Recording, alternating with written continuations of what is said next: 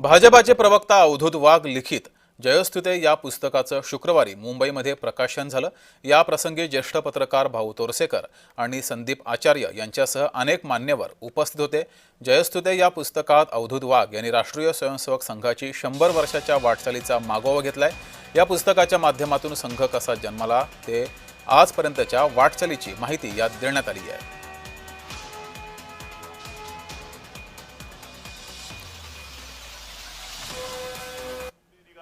संघाला सतत मधुवाद्यांचा, ब्राह्मणांचा आणि उच्चवर्णीयांचा म्हणून हिणवलं जातं, परंतु माझ्या संपूर्ण संघ जीवनामध्ये असं कुठंच आढळून आलेलं नाही।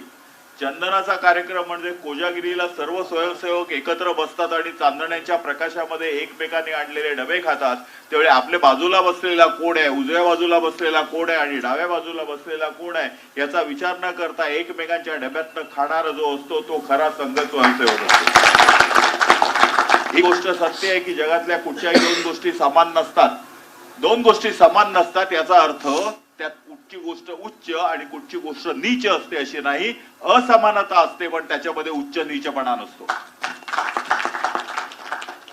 पेट्रोल आणि पाणी समान नाही, पण म्हणून पेट्रोल महाग आहे म्हणून पाण्याहून उच्च कसं समजायचं?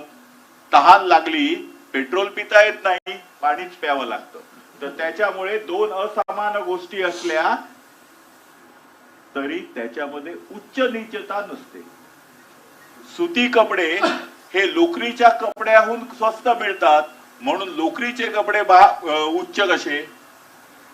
हिवाळ्यामध्ये जर लोकरीचे कपडे वापरावे लागले तर उन्हाळ्यामध्ये आम्हाला सुती कपडेच वापरावे लागतात। त्यामुळे उच्च नीचता जशी वस्तूत नसते तशीच ती मानवामध्ये नसली पाहिजे आणि हीच संघाची खरी शिकवण आहे। ध्वज आमचा गुरु आहे, भगवा ध्वज आमचा गुरु आहे, त्याला वंदन करतो आणि त्याच्या गुरुदक्षिणेला, विजयादशमीला ज्यावेळेला गुरुदक्षिणेच्या निमित्ताने जे निधी येतो त्यातून संघाचं कार्य चालतं।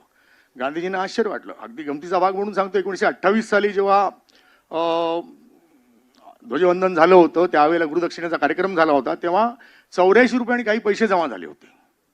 पण संघाने आजपर्यंत जे काही पैसा जमा होता त्याचा हिशोबही ठेवलेला आहे। तो तुम्हाला हिशोब का द्यायचा? तुम्ही कोण मागणारे? आज अनेक लोक प्रश्न विचारतात, खर्च कुठून येतो, पैसे कुठून येतात, इमारती कुठून बांधतात? तुम्ही तुमचं बघा, संघ संघाचं बघेल। तुम्हाला उत्तर द्यायला संघ बांधील नाहीये। संघावरती खूप लोकांनी सातत्याने टीका केल्यात, कायम टीका केल्यात, आजही टीका होत आहेत। RSSने कधीही कोणाला उत्तर द्यायच्या भानगडीत पडलेलं नाही। RSSचं एक वैशिष्ट्य आहे जे कम्युनिस्ट, सोशलिस्ट, रॉईस्ट सगळ्यांनी लक्षात घेतलं पाहिजे।